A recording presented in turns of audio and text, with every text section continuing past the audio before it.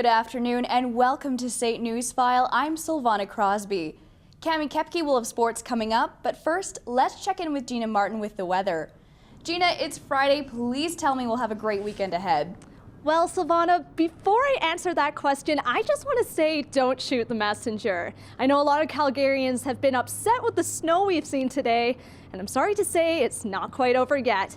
I'll have all those chilly details later in weather. Thanks, Gina. So, Cami, what's happening in the world of sports today? Well, you know, we talk about all these long-standing rivalries in the NHL, the NFL, the MLB, but SAIT has one that actually goes for a lot further back than a lot of those, and it's about to get a little more heated. We'll get a little more in depth with that later in sports. Sounds great, but first, let's take a look at today's top stories. Chuck wagon drivers are spending today trying to figure out how to do more with less. The Calgary Stampede Canvas auction went last night. It's always been an economic indicator for our city, with big companies spending big money to get their name on a chuck wagon. But as Jenna Lenachek reports, when the oil prices dip, so do the bids. I know things have changed. I know we're all a little grumpy, but for 10 days every year in Calgary, ain't no room for grumpy. To be a chuck wagon driver is a great feat. To be a chuck wagon driver in the Calgary Stampede is a dream come true. But this year, those dreams don't come with as high of a reward. The bids at this year's Rangeland Derby Canvas auction weren't as high as some years, but the money brought in was not as low as most people in the city expected. I think we surprised a lot of people with how many people came out to bid. I didn't expect there to be this many registered bidders, just given the circumstances downtown. Thank you. The top bid of the night went to the first driver out, 2014 Dash for Cash winner Kurt Bensmiller, who went for $170,000 and was purchased by the Tsutsina Nation. It's awesome. I mean, I'm definitely excited about it. I come in here hoping to get where I was at last year, and so the boost is definitely good for my confidence. There were also some unexpected turns throughout the evening, with the 2013 Calgary Stampede champ and four-time world champion Jason Glass seeing just a $90,000 bid to the Cowboys posse. Pretty excited. I tell you what, I think it was a great deal. I think I got the best deal of the whole auction. Personally, I think that guys were a little bit caught off guard by it. And Kirk has been tough the last few years. Despite the low bid for Glass, the total money raised at the auction was $2,782,000 on 36 drivers for the 2015 Calgary Stampede. This is the 7th highest in the 37-year history of the event. And although the dirt is hard and the stands are quiet, the truck wagons are just around the corner. For SAIT Newsfile, I'm Jenna Lenachek. Service Alberta is warning desperate oil patch workers about several scam websites. With the downturn in oil and gas prices, layoffs are on the rise. Officials say there are certain websites representing fake companies, targeting oil and gas workers with bogus offers of employment. In reality, the jobs being offered don't exist, and the fees paid by workers for visas, pre-screening, and travel expenses go straight to the scammers' wallets. It's tax season right now, with all the headaches and pains that go along with it. But students can minimize their headaches with a little help from SAITSA. Students who make less than $30,000 a year and can't afford assistance to file their tax forms can turn to the Volunteer Community Tax Program, and it's here to help. Specially trained volunteers will be available to help students complete their income tax return and benefit return. Completed tax reforms will be available for pickup in mid-April. The Alberta government has been very busy this week with 3 announcements that impact the environment here in our province. Today, Alberta renewed its partnership with the World Bank and its commitment to help address climate change. The hot topic today was the 2020 emissions reduction target. Originally signed in 2012, the 3-year agreement with the World Bank was set to expire this year. Malika Kareem joins us live from the SAIT campus. Malika, what are the other announcements that were made yesterday and on Wednesday? So, Silvana, on Wednesday, the governments of Alberta and the Northwest Territories signed an agreement protecting the integrity of water flow from Alberta to the Northwest Territories. It focuses on the aquatic systems in the Mackenzie River Basin. That's the longest and largest river system in Canada. Dr. Mary Reid, Professor of Biological Sciences and Director of Environmental Sciences at the University of Calgary, says the government needs to ensure what they're doing with our water is appropriate. She says downstream users are the ones that can provide that accountability. They're the ones that will actually care about what happens to the water down there. So these sorts of agreements are really good for making sure that the upstream users are being conserving of the quantities of waters that are being used and making sure that the quality is good. All involved say this is a precedent-setting agreement that they hope will be basis for many more future water projects. Malika, Alberta has been devastated by floodwaters over the last few years, and the Environment Minister announced yesterday some projects that are supposed to help reduce this kind of damage. That's right, Silvana. The Alberta government has announced 12 new projects that they're going to be funded by the government. The Watershed Resiliency and Restoration Program aims to protect communities from floods and drought by improving natural watershed functions. The grants were presented amounting to almost $15 million. They went to groups like Ducks Unlimited and the Alberta Land Institute, which work to build and restore wetlands. This is part of our province's overall flood mitigation plans, and when looking at our overall flood mitigation plans, we realize that engineering solutions such as the Springbank Dam project and others only get us so far, as well as they cause certain challenges to the environment. Fawcett says the grants will help get the level of protection we need against floods and droughts, but will also help the ecological value of those areas. Malika Kareem reporting live from the SAIT campus. The man accused of killing his estranged girlfriend has been found guilty of first-degree murder. In 2012, Lacey Jones McKnight's body was found inside Christopher Gunther's car. The case wrapped up when Gunther admitted he killed his ex-girlfriend accidentally when he was trying to restrain her during a fight. But a judge ruled Gunther's account of the event was doubtful. At the sentencing hearing, the judge said, "There is no question to me as to whether Mr. Gunther is guilty or of culpable homicide. He is." Cycling is one of the fastest growing forms of active transportation in the city's core, and now the city of Calgary is moving to make it a little safer. As Natasha Bellier reports, the city held an open house to show Calgarians just what the new bike lanes look like through Kensington. The city is planning to make room for cyclists on the road, and the big discussion centers on the newly proposed 5th Avenue bike lanes. 5th Avenue is a really important piece of the network. It's a major road that a lot of cyclists are currently using because it connects to main destinations. With approximately 7,000 people commuting on 5th Avenue daily, around 4% of those commuters are cyclists. And it looks like those numbers are only going to rise. Well, I think there's definitely a lot of people that want to cycle. I mean, we've seen a number of surveys, part of the cycling strategy, where they talk to Calgarians about wanting to cycle. We've seen cycling numbers increase on any of the streets where bike lanes or cycle tracks have been put in. With the approval already given for the new bike lane, now it's a matter of construction, which the city says is only going to be a process of signs and lane painting. We're not bringing a full reconstruction of the road. We're not looking at that. We're simply looking to try to change the paint between the curbs around. And right now we have parking on both sides and 2 travel lanes. So it's not, and if you ride on that road, you're kind of sandwiched between the parked cars and the moving cars. The city is hoping to have the 5th Avenue bike lanes up and running by 2016. People at last night's open house were pretty gung-ho about the idea, but with 96% of Calgarians not using these bike lanes, it remains to be seen if the public embraces them. If you want to weigh in on the 5th Avenue bike lane project and didn't get a chance to make it to the open house, you can still submit an online feedback form at calgary.ca/bike projects. For SAIT Newsfile, I'm Natasha Bellier. The Chinook Lodge Aboriginal Centre here at SAIT celebrates diversity and raises awareness of Indigenous cultures and peoples. This Native Awareness Week here on campus started with documentaries and discovering the history of Native peoples and ended today with some less serious, more fun interactive games. Luke Hurtubise tried them out.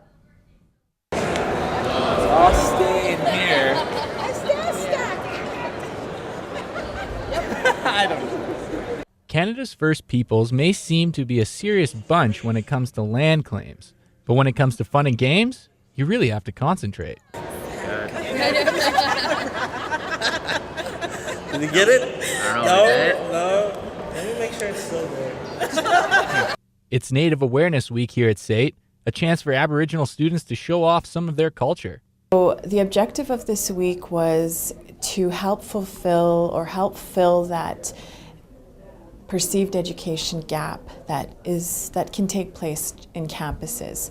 Events like this help bring bands and communities together, and plenty of SAIT students as well. It creates a lot of awareness for what's going on, like the how would you say, the issues that are going on with Aboriginal people. As well, it opens the eyes for non-Aboriginals on our daily lives and what we do and our ceremonies and that. So it is pretty important to have these types of events. A lot of games at today's events were invented for hunting and warfare to help improve an individual's accuracy, intuition, and coordination. Although the students here at SAIT could use a little more practice. Events like Native Awareness Week help better the relationship between our Native and non-Native brothers and sisters. For SAIT Newsfile, I'm Luke Erdebies. The Calgary Zoo has breathed life back into its dinosaur exhibit to make the prehistoric creatures a little more lively. The upgraded Dinosaurs Alive exhibit has combined robotics and Triassic history to take you back to a land before time. Dinosaur lovers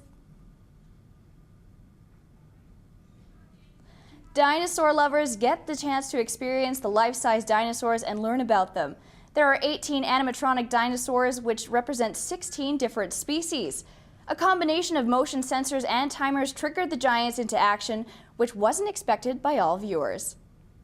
The best part is just walking around and seeing the kids enjoy them. Some of them are elated by the experience, some of them are a little bit scared, but at the baseline of it, they're always super intrigued and excited to see what's coming up next. Even the youngest time traveler got a peek at what Alberta might have looked like when the dinosaurs roamed the earth. Well, if dinosaurs aren't really your thing, don't worry. There are still plenty of other great events happening in Calgary this weekend. Here's Gina Martin with your community calendar. Serenade all of your friends at Creekside Karaoke. The party starts at 8, and the best part is there's no cover charge. Your favorite Disney princesses and heroes are hitting the ice this weekend. Come sing along with Anna, Elsa, and the rest of the Disney gang at Stampede Corral. Actor, radio host, and comedian Jay Moore will be at the Laugh Shop this weekend. Don't miss this hilarious act with 2 shows at 7 and 10 o'clock. Don't want to leave SAIT this weekend? Check out alternative rock band Limb Lifter at the Gateway. Show starts at 10 and tickets are available at the door. It's every cow lover's dream. The Dairy Classic Championship Show is back at Stampede Park this weekend. Come find out which bovine will win top honors. This event is a piece of cake, literally. The L'Arche Calgary Cakewalk is this Saturday and tickets are only $5. Witness beautiful cakes and chocolates at Eau Claire Market. Bon appetit! Welcome back to SAIT Newsfile. It's hard to believe that today is the first day of spring, considering we saw snow today. That just goes to show how back and forth Calgary can be with our seasons. We're going to start on the west coast here, where Vancouver again is getting hit with another cold front that's going to cause a lot of moisture and precipitation and cooler temperatures throughout the weekend. Also right down in southern Alberta, we're getting the tail end of a cold front as well, causing chillier temperatures in our province. In the interior of Canada, we can see a lot of cloud coverage, no cold fronts to be noted, but still cooler temperatures. I wouldn't put the shorts on quite yet in Regina or Winnipeg there.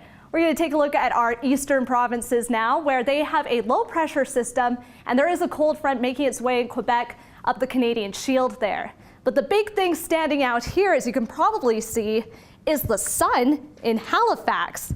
Not something they've seen very often lately, but let's take a look at somewhere that didn't see any sun for a little bit today in Europe. Take a look at this. This is a total solar eclipse. How cool is that? But let's cut back to the sunshine and head to our lovely resorts. Looking great in Palm Springs at 31 and sunny. Can't say the same for Barbados though. It may be hot, but there's lots of rain. Cancun and Honolulu are both seeing some clouds, but it's nice and hot in Orlando and lots of sunshine in Las Vegas too, with a warm 28 degrees. Again, not exactly what we were expecting for the first day of spring. A cool 6 degrees, made even cooler by a southeastern wind coming at 15 kilometers an hour. Cloudy and showers throughout the day, and there was even a bit of snow. And I know you're all looking at it, rain and snow, oh no, but just for this weekend, hopefully. We're going to take a look at the rest of the province now, where there's a lot of clouds everywhere today, not a lot of sunshine in any of our main cities. Up north, Grand Prairie and Fort Mac both getting clouds, 3 and -3 degrees. As we head down south, though, we're seeing more moisture as a warm front and a low pressure system kind of combined together, causing a lot of moisture. A lot of wind down in Lethbridge and Medicine Hat as well, so it's going to make it feel a little chillier down in those areas too. Let's take a look at the 5-day forecast now, where we're seeing some snow in the weekend here. Few flurries on Sunday, and that's great news if you're not into spring and want to check out some ski resorts. Not much has changed at Canada Olympic Park. The base is a low 35 centimeters, but mild at 2 degrees and cloudy. Lake Louise is looking great with spring snow and a base of 115 centimeters. 10 centimeters of snow is expected on Saturday. All trails and lifts are open at Sunshine, but sadly, the hill won't be living up to its name. It will be cloudy on the slopes and 2 degrees. It may not look like much right now, but Pano is expected to get some fresh snow this weekend. 6 centimeters is expected today, and 21 centimeters tomorrow should make for some great skiing. All 5 lifts are open in Kimberley, but only 51 of its 79 trails are open to the public. 5 centimeters of powder will be added to the hill tomorrow. Heading way out to Whistler Blackcomb, the hill is anticipating 20 centimeters of snow today, added to its 166 centimeter base. There is some rain though, so that snow could turn slush real quick. So, Cammie, it looks like the Trojans are wrapping up playoffs this weekend. They sure are, and if it's anything like last season, the boys are in for a crazy ride, but there are a lot of different factors going into this thing, so we'll see if it goes SAIT's way. If I remember correctly, the Trojans have racked up quite the penalty points over the season. That's an understatement. The Trojans actually came through their regular season with over 1,000 penalty minutes. So apparently the sin bin was the hottest piece of real estate in the rink. But to put that in perspective for you, that is more than double the penalty minutes than any other team in the ACAC. So it's pretty crazy. Sounds great. And for the 3rd time in 3 years, the SAIT Trojans will go to battle against the Nate Ooks in the quest for an ACAC hockey championship. It's a storied rivalry that goes a long way back. Jared Hammer has been analyzing the matchup, and Jared, what has led us to this moment? Well, Cammie, this rivalry dates back years, and that makes for one heated matchup in this year's finals. All of them seem to get under our skin a little bit, and I think they feel the same way about us. These teams do not like each other, but SAIT has something to prove here. They've had a couple of embarrassing losses at the hands of the Ooks this year, as they were outscored 21-7. But the stats are eerily similar to last year's, where the Trojans only took 1 regular season game and were outscored 21-6. And as we all know, playoff hockey is a whole nother beast. Playoffs is a whole new animal. It's a new season for us and for them, so anything can happen, and it's a short series. The Trojans are a physical team and are focusing on playing a tight checking game and staying out of the box. Last year in the final game here, they had 5-on-3 for 8 minutes or so, and we just got to deal with it, battle through adversity, and overcome it. They also hope to let Austin Smith work his magic in the crease. Smith has something to prove after allowing 7 goals in a blowout loss to Nate in January. And the men of Troy think Smith is the man for the job. He's probably the best goalie in the league for sure, and when he's on, it's tough to beat him. The boys are already en route to Edmonton, where they'll hope to get a leg up on the Ooks before returning home for Game 2. Cammie? Thanks. That's Jared Hammer reporting live from the SAIT Campus Center. Puck drops for Game 2 tomorrow at 7. You can tune in to our live broadcast of the game by visiting radio.sait.ca. The first full day of March Madness play didn't disappoint. It was full of upsets, overtime, and all the heartbreak you can handle. The Big 12 started the tournament 0-3. 2 third seeds fell in surprise losses. Georgia State tore Baylor apart in the final minutes, forcing 21 turnovers. And the UAB Blazers may not have a football program anymore, but they squeaked by Iowa State in a 60-59 win. A fast break dump in the final minute helped 4th seeded North Carolina edge Harvard. 2 wins by number 14 seeds, 2 overtimes, and 2 sons winning games for their fathers turned coaches. I guess that's why they call it madness. Duke and Wisconsin will try to avoid becoming the first top seeds to lose their opening match to a 16th seed. Duke coming off last week's loss to Notre Dame. For Wisconsin, it's the first time they've ever come into this as a first seed. Valparaiso is looking for an upset amid knee injuries to some key guards. Wichita, one of the best teams on defense, they allow a measly 55.8 points per game. Oklahoma will try to avoid the fates of 2 other third seeds as they take on Albany, but Oklahoma knows a thing or two about upsets after being jettisoned by North Dakota in last year's tournament. Speaking of North Dakota, they'll try to kill another giant today. The Bulldogs lead the NCAA in field goal percentage, hitting 52.4% of their shots. And by the end of the day, 16 more teams will advance to round 3. Well, the going has gotten rough, and the Roughnecks really need to get going. The Roughnecks are sporting a dismal 8-2 record going into Week 11 of NLL play. While 5 of those games have been decided by 1 goal, the Riggers are still sitting dead last. The Necks have bolstered their offense with the addition of ex-Colorado Mammoth forward Sean Pollock. Pollock and company have a chance to turn it around tonight as they welcome the 3-5 New England Black Wolves to the Saddle Dome. The Calgary Hitmen will enjoy home ice advantage in round 1 of the WHL playoffs, but before they get there, they have some unfinished business with an old enemy. The boys are on the road to face the rival Kootenay Ice, the very team that ousted them in last season's playoffs. The Ice own the regular season series 3-2, but have been outscored 25-23 through 5 high-scoring, penalty-ridden matchups. While vets have acknowledged the team's dislike for the Ice, they also think this year's team has learned from their mistakes. Sure, we kind of maybe got too hyped up, and I think that could have hurt us. We're a big, strong team, and we skate well. And I think once we stick to our systems, that's a big part of it. And I think another part is our depth. We have lots of depth on our team, and that's a big part, and it'll help us in the playoffs.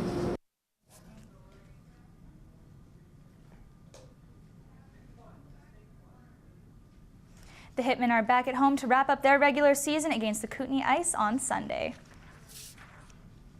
Andrew Hammond didn't get the record, but he did snag the win as the Sens stole a vital game from the Boston Bruins. Ottawa now sitting 2 points back from Boston with the game in hand. Did anyone else catch Curtis Lazar eating a burger someone threw on the ice? Must be Canada's answer to Detroit and their octopus. Andrew Ladd put away a stunning goal in the shootout to solidify the Jets' position as the West's second wild card, and Calgary leapfrogged over LA to sit 3rd in the Pacific with a terrific outing against the Flyers. No wiggle room whatsoever in the West with Calgary's win last night. Their chance of making playoffs jumped to 78.9%. But LA, you know them, they'll probably slither back in. It's just what they do. Ottawa now sitting 2 points back with the Bruins. That game in hand is really going to help them out. When you calculate each team's chance of sneaking into the postseason, Ottawa has a 50% chance and Boston not too far ahead with 54%. Bobby Lou back in the crease for the Panthers last night, but it might be too late. The Caps could overtake Pittsburgh as the Pens are mired in a 4-game losing streak. Not a lot of playoff implications stemming from tonight's games. The Western Conference leading Ducks take on the Avs, who hit 7 points behind the second wild card in the West. Detroit and Tampa Bay are basically locks for playoffs, and the only thing New Jersey and Buffalo are competing for is pride. And that's a look at what's going on in sports today. Well, hopefully neither team's pride will be too bruised, Cams. We'll see. Coming up after the break, a different way to spice up date night and get a good workout in at the same time. Looking to liven up day night or just add some exercise to your week? Salsa dancing might be your go-to. It's a growing trend in Calgary, and it's not surprising why it's gaining popularity. Everybody should try it. Salsa dancing sure definitely makes me more confident, improve my fitness and my well-being. Well, salsa is a wonderful dance. It's the most popular dance in the world, and people dance it everywhere. So it's a great dance that makes you feel part of the community. It makes you feel connected with other people. It's a great way to meet people, to approach somebody and say, hey, would you like to dance? If you're considering salsa, you should just come on out and give it a try. Don't expect to learn it in 1 hour. These people who teach this have been teaching for years, and they would not go into your work and expect to know everything in an hour. So give it some time, take your chances, you know, practice often, and you'll get it in no time. If you take the courses, like 4 to 5 weeks, you really get to know the dance. But it's nice to come once a week to learn the different dances, and you kind of choose what you want to focus in on, then you try another dance and you get to meet other people. It's great for socializing.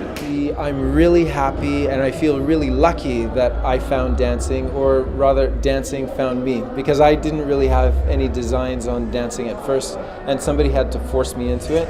Once I started, I really loved it, and I'm hoping I can do it till I'm 105. It's great for keeping you physically fit, mentally fit, and it's a great social group. I think that people's confidence changes a lot when they dance salsa. I think that people get a little bit more out of their shell, excited about meeting new people, and they get a little bit more comfortable in their own bodies. For me, I've been dancing salsa so long, it just makes me happy. All ages come here, for young, middle-aged, older. It just clears my soul. It makes me feel so good. The United Nations has declared today the International Day of Happiness. The idea is to celebrate your connections with others and do something positive. The day was coordinated by Action for Happiness, a non-profit movement of people from over 160 countries. Even the Secretary General of the United Nations, Ban Ki-moon, got on board with the movement. Be happy. It might seem crazy what I'm about to say. Vive le bonheur, croyez le, c'est feliz, hon saidan, buch, shashulib. How about you ladies? Have you guys had a happy day? I had a very happy day, and tomorrow I'll be in my happy place behind the mic bringing you the color commentary for Game 2 of the ACAC Hockey Final. I too will be there, and I'll be throwing out sandwiches and Timbits just for a little promotional incentive to get people cheering. Not that we really need it, but hey, you get hungry cheering that much. I actually tried the sandwiches last week. They're really good. Excellent sandwiches, and the Timbits are not bad either. On behalf of Gina, Cami, and I, we wish you the best evening.